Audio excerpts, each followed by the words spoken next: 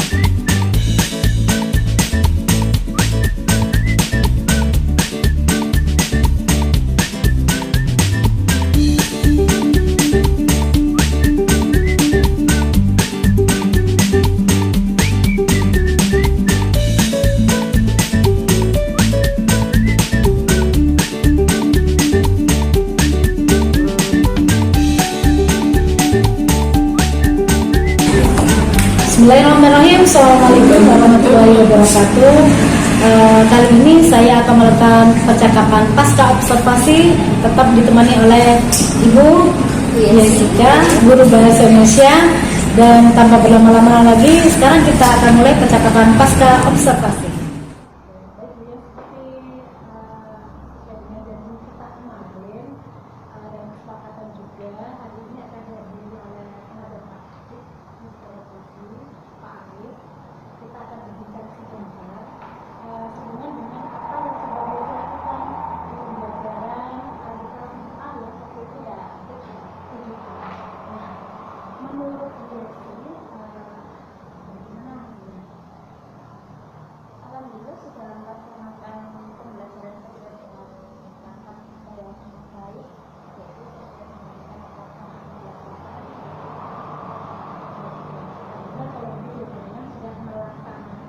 Pembelajaran sesuai dengan APP berarti yang